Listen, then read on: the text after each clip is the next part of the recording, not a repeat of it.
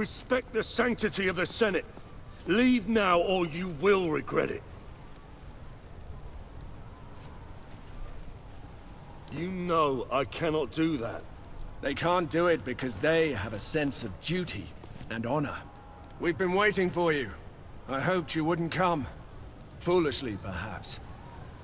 Whatever's necessary. You have already crossed the first line. I will not let you cross the last.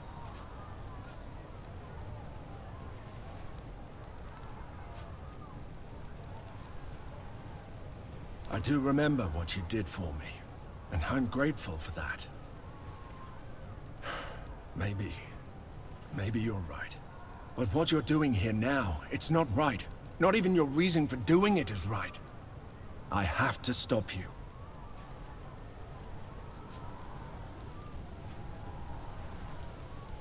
Perhaps you're right. I don't know anymore.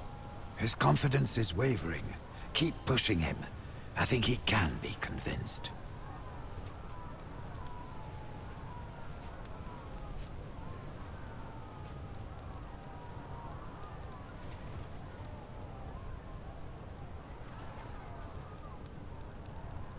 Celeris is a Servus. He will go where you tell him to go. Nothing has ever prevented me from leaving, Centurio. I am here because stopping Lurko is the only way to save Rome from tyranny. I am sorry, old man. Perhaps I have misjudged. I just don't understand how you can willingly take part in this mayhem. Don't let her silver tongue talk you into abandoning your principles, Centurio!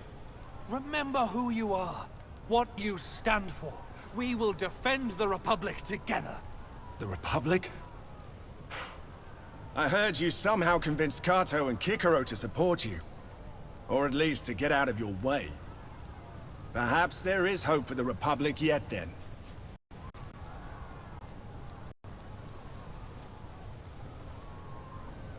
So that's what you are. The lesser of two evils. And here I thought Kato was a man of uncompromising principle.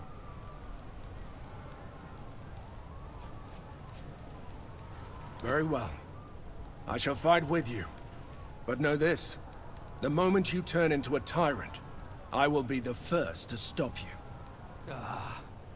Never trust a traitor, my father used to say.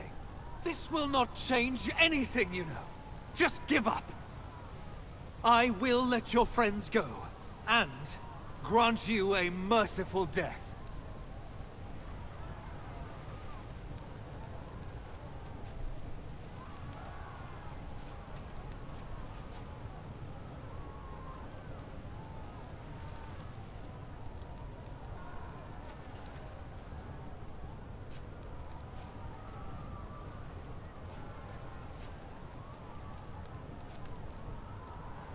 You dare leave your consul's side?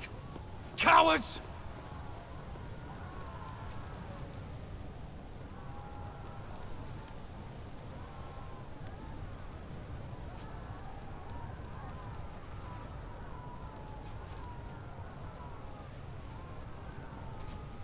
I suppose you think that honor will be yours.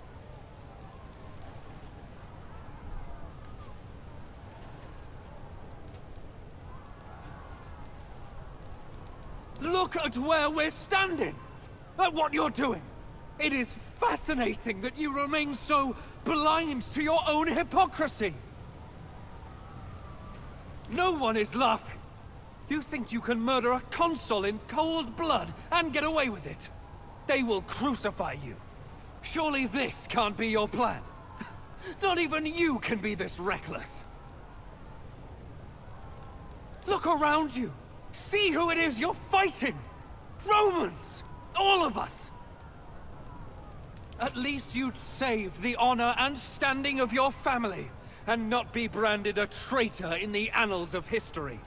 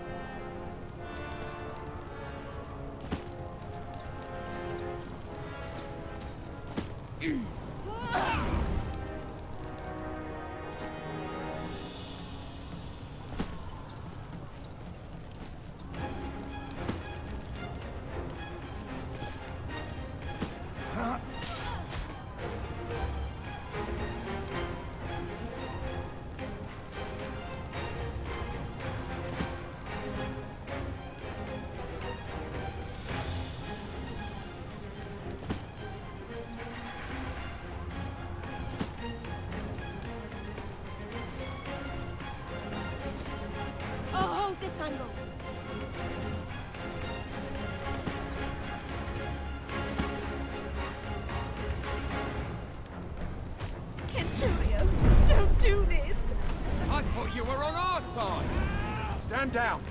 Just drop your weapons and leave. Nobody other than Lurko needs to be hurt.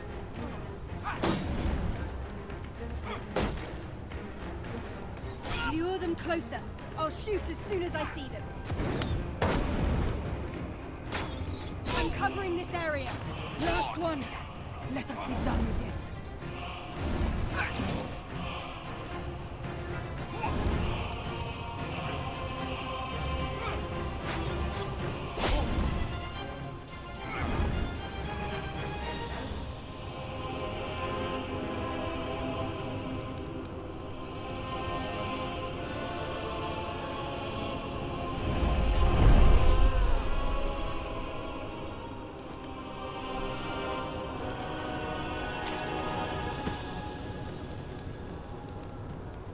You are mostly fine. Get back into the fight. There was no glory in this battle. Maybe we have gone too far. History will not judge us kindly for this. Come on, let's deal with that son of a dog.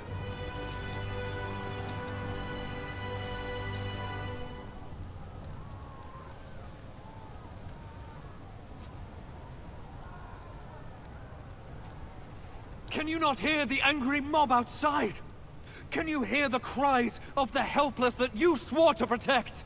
When will you understand that everything you fought for... What is happening?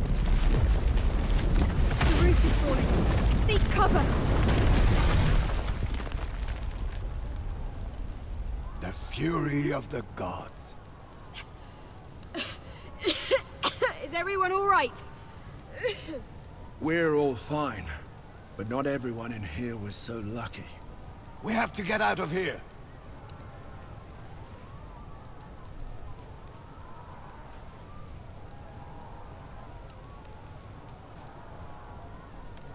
Good. One final push. You mad woman! Will nothing make you see reason? Come then! Claim your vengeance!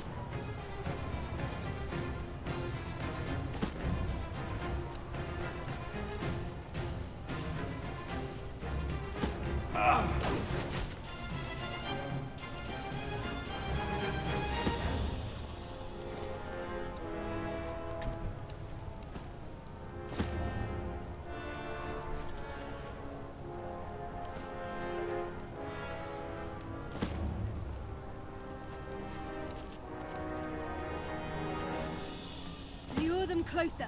I'll shoot as soon as I see them.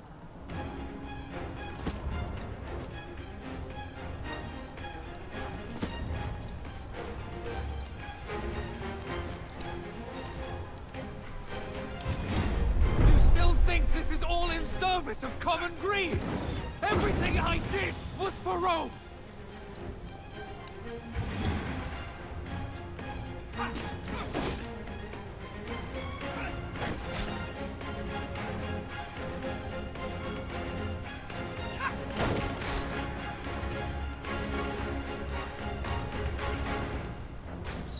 Oh, was that as painful as it looked?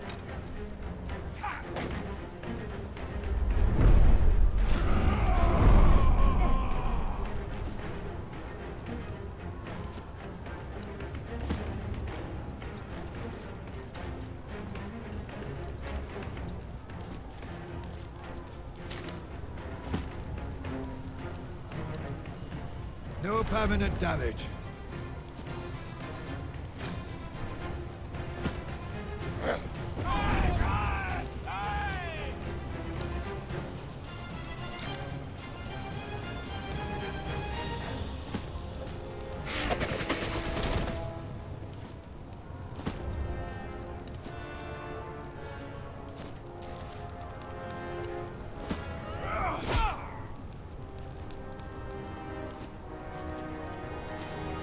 I'll hold this angle.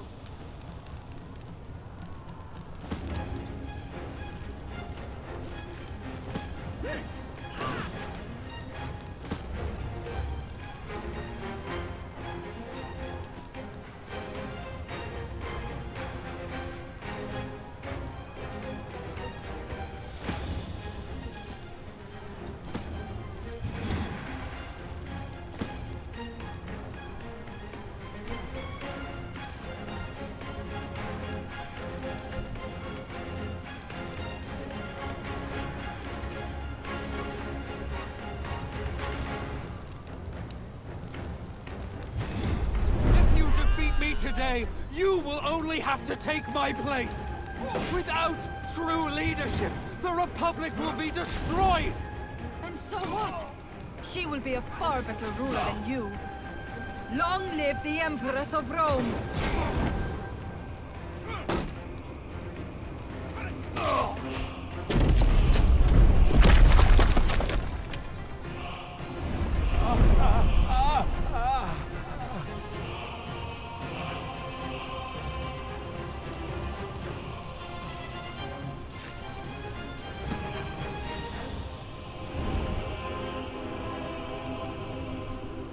What are you all doing, you fools? We're doomed!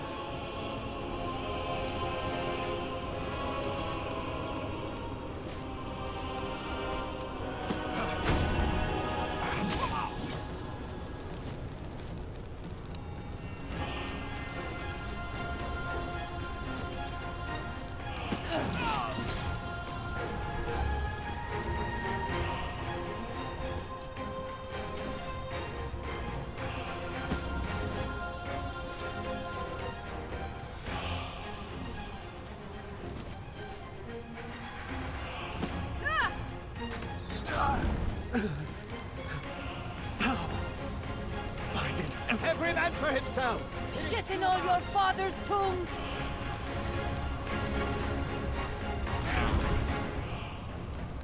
There will always be more obstacles for me to conquer, and I will conquer them.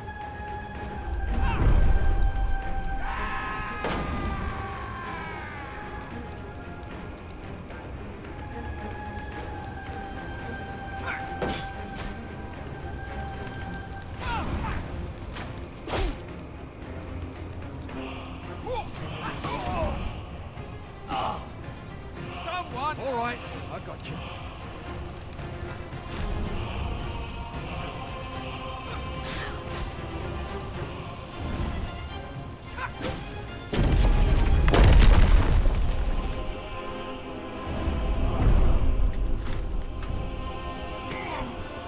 Why didn't I stay in Rome? Why?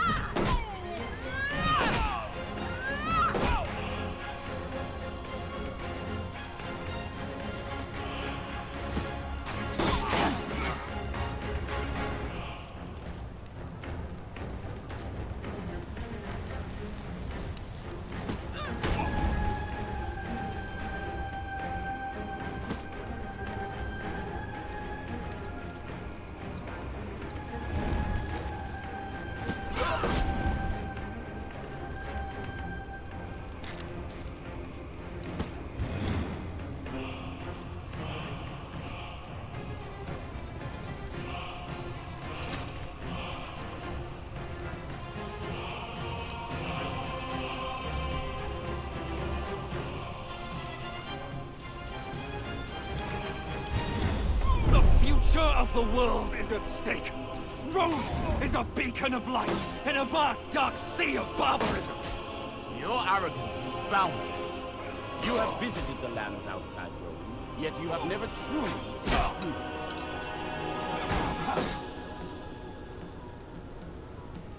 My Mars, help me! You'll be fine.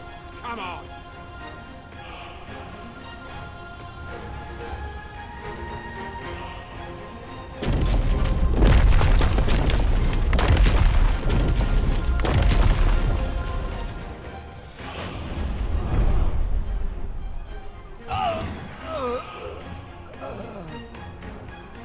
If I were 20 years younger.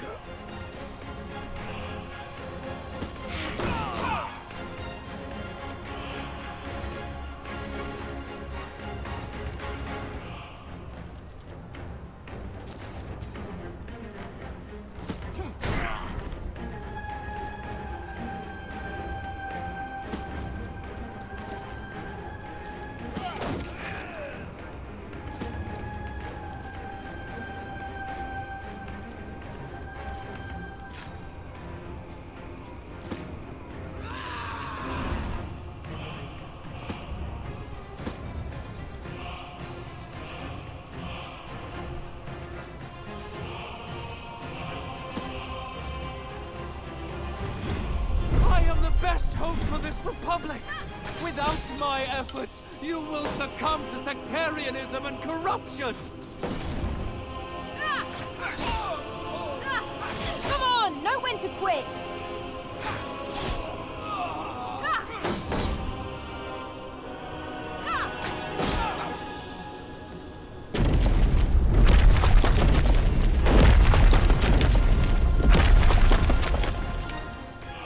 I feel so tired.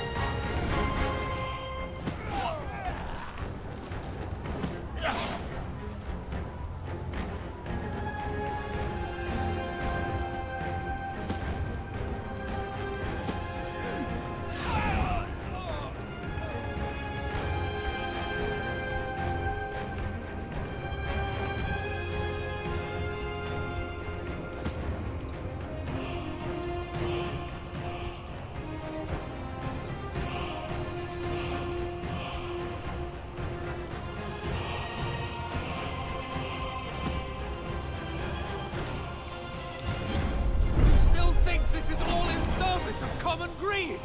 Everything I did was for Rome!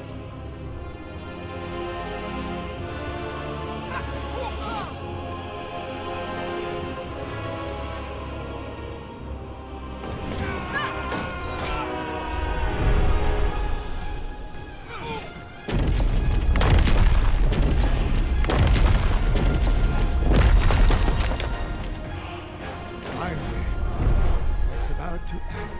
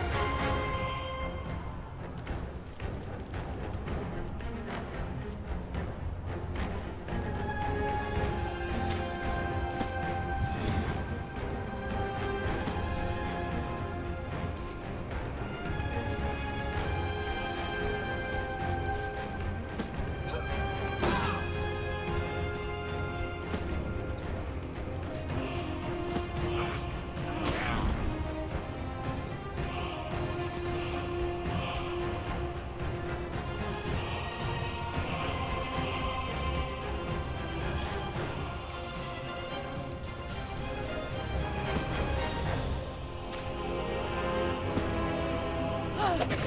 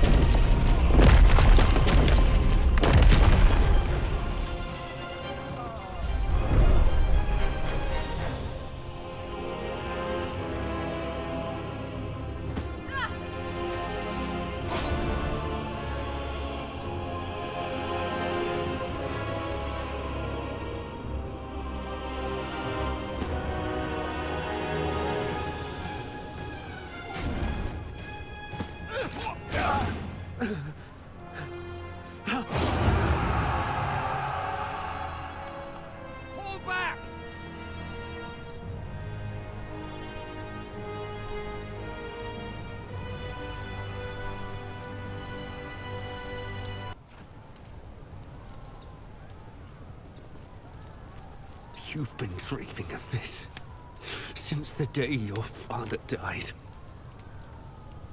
By Jupiter's beard! When will you finally understand it never was about you or your sad excuse for a family? I had plans. Great plans for Rome. The Republic is crumbling, but the establishment always hates the revolutionary. Your father was a spy, a tool of the state. He fought for the status quo. I was forced to eliminate him to save Rome. Maybe. What's clear is that somebody must take charge. The point was never becoming the king. It was that Rome needed a king in the first place. Someone who could cut through the endless dogshit coming out of the Senate. The blatant tribalism, the spiteful self-sabotage, the bribery and greed. We need someone who is willing and able to make difficult and unpopular decisions. Clearly.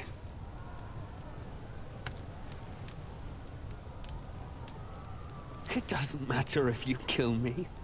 In fact, I'm content. You are clearly a better choice to lead Rome. It seems the part I intended my role to be in molding the first Emperor of Rome. When I am dead, your reign will begin. Are you just gonna watch me bleed out?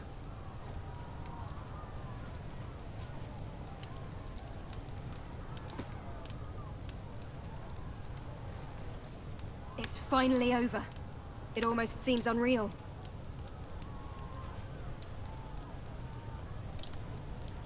The beginning of what?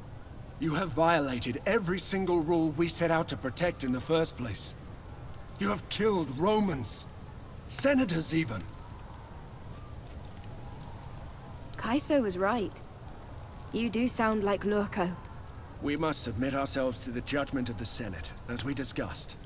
Only then can we begin to undo some of the damage we have caused. Are you stupid?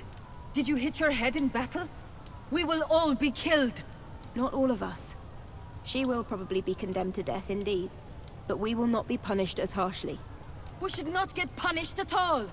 We should take over Rome and live like kings. The Anira is right. Surrender will only lead to execution. But, Magister, surely morals dictate that she should surrender. Doing anything else would be immoral, and thus make her a lesser woman. She's like my own child. She would be a lesser woman, but a woman who is alive. They will not just let us go. We all attacked. Well, I certainly do not want to be executed. May I remind you what you have just said about the expected behavior of a moral individual? I don't consider myself a particularly moral man yet. I don't care about the philosophy of it. If you stay here, more people will die and the chaos will never end. We don't have to turn ourselves in if you're afraid of the consequences. I'm sure Cleopatra will protect you if you flee to Egypt.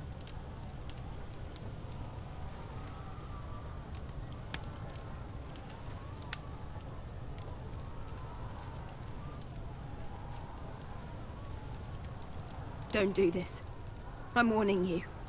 I did not help you stop a would-be king, only to replace him with another. My debt to you is repaid. I certainly don't owe you any support if you try to overthrow the Republic. It's clear there is no changing your mind. Perhaps this was your goal all along. Well then, this is goodbye. For what it's worth, I hope you rule the city well. Wale. Wale, my friends. Take care of her, Tabat. You are always welcome here. If you change your mind,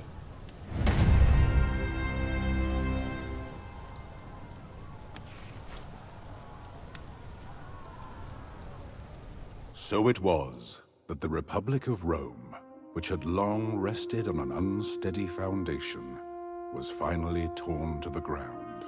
From the rubble rose a new, strong empire. Though the institution of the Senate was maintained for centuries to come, all power was stripped from it and granted almost in full to the new ruler of Rome. Perhaps it was fitting that a society which had always been built on patriarchal virtues was in the end undone by a woman. As much as the old guard loathed her, the first empress was beloved by the people of Rome, for whom life universally improved under her rule. As she built Rome up from a regional power to an empire spanning the continent, she came to be revered almost like a goddess. Old Celeris, the most beloved service of the empress. Though he was free, he would not leave the side of his domina until the day he died.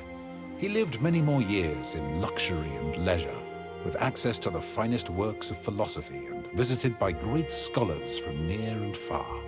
Freed of his domestic duties, he even found the time to author a great work of his own, a treatise on the topic of regret and forgiveness. Though its contents are lost to time, we must imagine that its completion brought him great satisfaction. Caeso left Rome with Lucia and their daughter. They traveled to Africa, as Caeso remembered the warm nights and the lush Nile Delta fondly. Here they found a place to settle and made a peaceful home for their family. Though their relationship was distant at first, their devotion to their child drew them together, and their affection for each other grew stronger through the years. To his surprise, Caeso took well to fatherhood, and soon he and Lucia had many more children. Despite her redemption in the eyes of the law, Callida at first left Rome to travel. Exhausted from her role in bringing about the fall of the Republic, she needed time away to clear her mind and ground herself again. Eventually, she returned to settle down in Rome, where her connection to its new dictator made her more safe and free to live her life on her own terms than she had ever been before. Still, she remained distant from her old friends, and she never again got involved in politics nor warfare.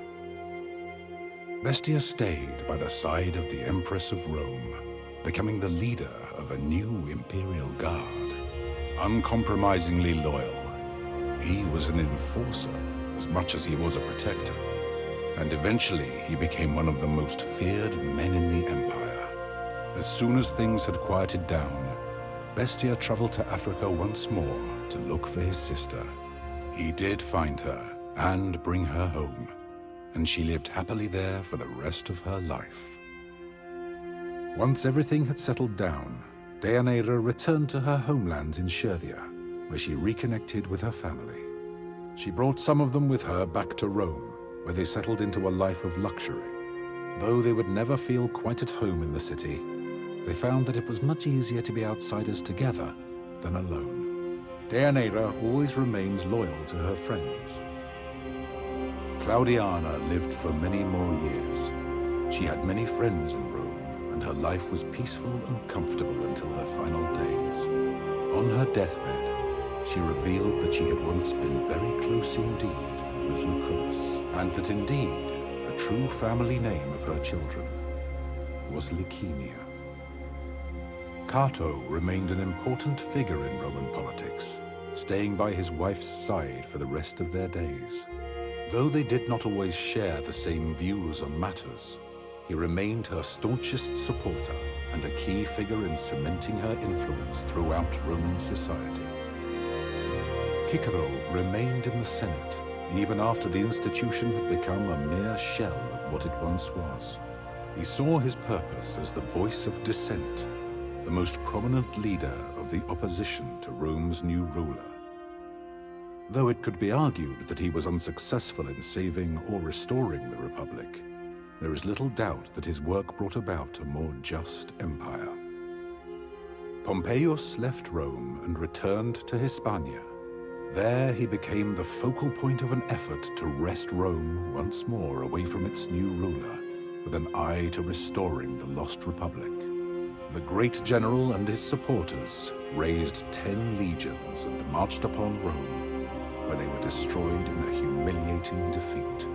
Pompeius then fled to Egypt, where he was murdered by an unknown party upon his arrival. Defeated once more by Rome, Mithridates escaped to the lands north of the Black Sea in the hope that he could raise a new army. But the locals soon rebelled against his rule. Incapable of taking his own life by poison, in the end, Mithridates died by the sword of his bodyguard.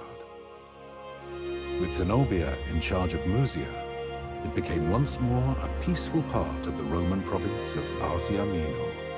With her focus on trade and strong ties to the neighboring regions, her people enjoyed a period of great prosperity. Without the leadership of Damianos, the rebellion of his gladiators soon spiraled out of control, beginning what became known as the Servile War. Escaped slaves terrorized the Roman citizens throughout Thracia until the wealthy senator Crassus brutally defeated them and crucified thousands along the road towards Rome. Lunia's death sent Nazarmanes spiraling into a fractious conflict as greedy elders from minor tribes attempted to fill the void her passing had left behind. Though Queen Cleopatra attempted to bring the region under control, her attentions were too divided, the conflict too great for her to manage. Rome was forced to send more legions to enforce peace and stability with an iron fist. Though Africa Proconsularis eventually saw peace again, the traditions and culture of the Berber population were lost forever. Queen Cleopatra Philopator was, from the day of her coronation, a greatly beloved Queen of Egypt. Revered and admired by the population, she spent many of her days traveling up and down the Nile to visit her subjects and address their troubles and concerns. Under her rule, Egypt remained a powerful and prosperous nation and a strong ally of Rome. The fruits of the Nile flowed freely to the people of the Republic. After traveling all across Africa for many years, going wherever her instincts took her, Raya eventually returned to Memphis and to the service of Tener at the Temple of Ubasti. When her mentor passed away, Raya naturally assumed the mantle as High Priestess of the Cat Goddess. Though the old faith was dwindling, she was greatly beloved by many, and her temple prospered, always home to many, many, many cats. With Diwitiacus once more assuming rulership of the Aedui, the tribe maintained a strong alliance with Rome, and through it, they greatly prospered. With the aid of the Aedui, Gallia slowly unified under Roman rule, and civilization soon began to creep into those lands in the form of paved roads, aqueducts, and fortified Roman towns. In his old age, did the Druid ever regret hastening the absorption and suppression of his own faith and culture? We will never know. The once proud and strong Arwen were greatly reduced by the defeat of Vercingetorix, but his survival gave them hope. His will to make war upon Rome had been crushed, but he remained a strong figure of leadership among his people, even despite his failures. With his guidance, the tribes of Gallia remained unified and somewhat at peace, and vestiges of their culture and traditions survived their gradual subjugation under Rome. In this work, I have done my best to recount the history of this fascinating period, truthfully and accurately. As I have scoured the sources and spoken to many who claimed to have heard the story from someone who was there at the time, one thing that has stood out to me is the pivotal moments along the way where our story could have turned out very differently. Could the Republic have continued without an emperor? I believe so, if the legatus had been willing to make the necessary sacrifices. But it is clear that the personal cost would have been great, as would the risk to the highly troubled Republic in the absence of leadership. In many ways, Rome was already an empire in want of an emperor. One should always take care when second-guessing historical figures with the benefit of hindsight. Here in the present, there will never truly be a way for you to know how you might have acted if you had lived in the past. Nor can you ever be certain how history will remember you.